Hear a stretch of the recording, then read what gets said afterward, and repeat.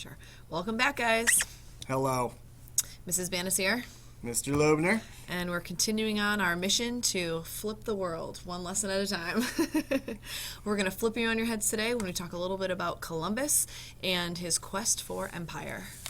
Okay, and there's a picture of Columbus right there. Ooh, handsome. I like the long hair. Oh yeah, I'm Yeah. jealous myself. Yeah, clearly he wasn't participating in Movember. All right, so Columbus sailed for Spain, but he was actually, Italian. that's right, and he established colonies in the Americas as a result of his 4 voyages. And he's going to change the world, him and his people and the conquistadors that followed. So the Spanish culture, language, and descendants are a legacy of this period. If any one of you or your family are from that area, Mexico, the Caribbean, South America, you could have a little bit of Spanish as part of your background.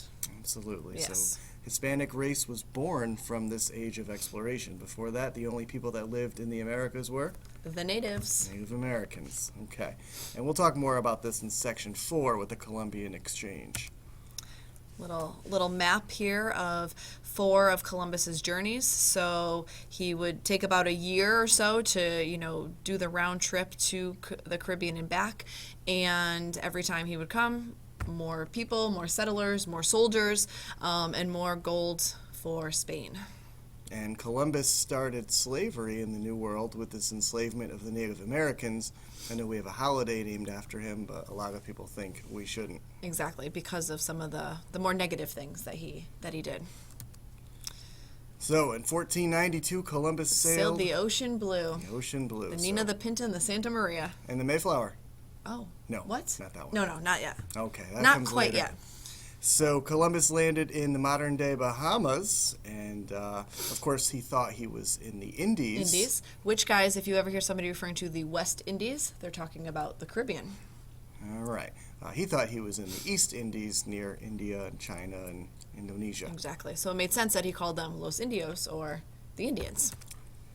So as Mrs. Banna said before, the second trip, now it's instead of 3 ships, we have 17 ships, 1,000 soldiers. That means they're not going away. Exactly. And they're setting up colonies where the lands are controlled by another nation, in this case, Spain. And I thought it was interesting that he brings soldiers to show sort of their dominance and force. He's not just there to make nice and move on. They're there to stay. Other explorers from the period, Pedro Alvarez Cabral claimed Brazil for Portugal.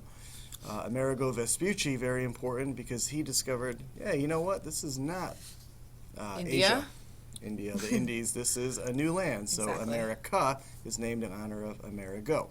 And then Ferdinand Magellan, which we mentioned in, I think, our Japan video, was the man credited with sailing around the world. Even though he didn't quite make it, him and his crew still get the credit because some of them did finish. And they barely survived. Yes. And their trip started in Spain, made their way down the coast of South America. Do you know what they fed on before they made their trip around the Pacific? What animal? No, I don't. Penguins. Really? Yes. Okay, that makes sense. And then they had to navigate through the Strait of Magellan, which was a very arduous journey. One of their ships actually crashed there. Another ship mutinied against Magellan, and this was the ship that had most of the supplies. They hightailed it back to Europe because they were too scared. And then the rest of his crew made it across the Pacific Ocean, and this is where they ran into the trouble of not enough food. Which is crazy. They had to get all the way, clearly, to the Philippines there in order to get more supplies. Magellan. Poor man. Yeah. Didn't quite make it. Didn't make it. So All right. the Spanish are going to conquer Mexico, and these conquerors are known as conquistadors. Yes, and so again, not just talking about exploration, there's definitely a different tone when we say conqueror. We're talking about taking over, using force, and not really playing nice with the natives that were in the area. Within 100 years, 90 million Native Americans are going to die. Most of them not from bullets from the Spanish or from the war dogs. Most will die from Probably disease. Something like Diseases. the smallpox, influenza, things like that. white people are dirty. Yes, we are. You are, not me. I smell good today. So the Aztecs were a very powerful culture in Mexico and Central America. And the Aztecs were, like myself, a violent people. Exactly, As you can yeah. see here with their drawings where they would rip the hearts out of But not very smart though, because they saw Cortez as a god at first. Yes. So yeah. So the Aztecs will be wiped out by the Spanish.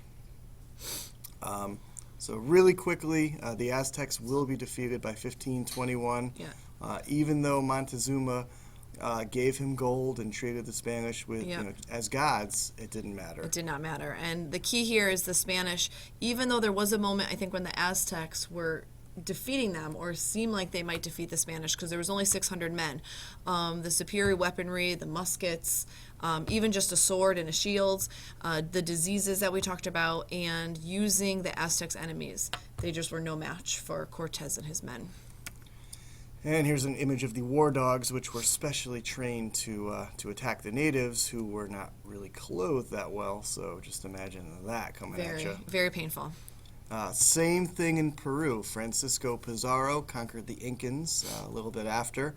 The Incan ruler was captured by the Spanish, and the Incans even gave the Spanish 2 rooms, one filled with gold and one with silver. And the Spanish said they would give their leader back, and the Spanish didn't do that. And they didn't do that. Not a lot of respect I for know. these people that they were coming in and, attacking. Maybe they gave the money to good old Tom, all the gold Maybe. and Oh, silver. yeah, the gold and silver. Exactly. They didn't get a good exchange rate, though. So the Incan Empire was in the Andes Mountains in South America.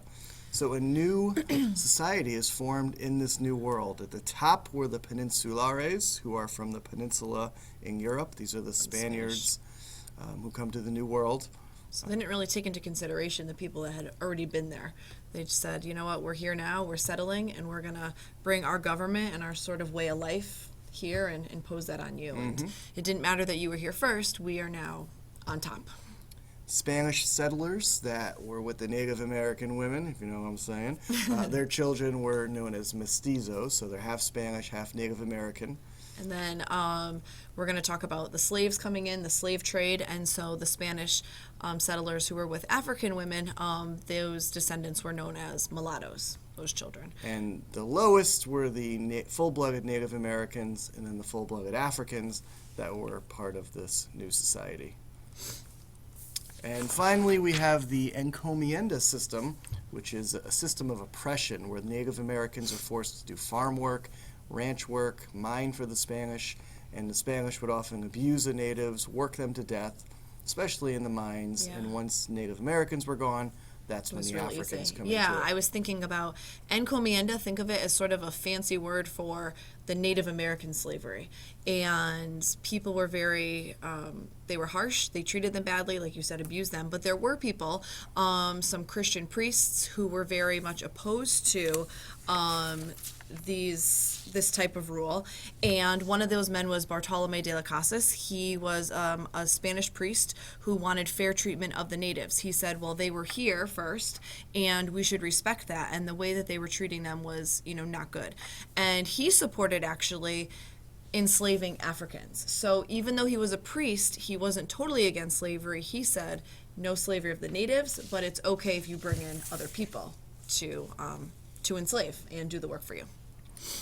All right, so such a sad chapter, and this era is going to change the world completely, and we will spend more time on it. In section 3, we'll talk about the slave trade. Okay, thank you guys. Have a good day. Don't forget to do your homework. Do it.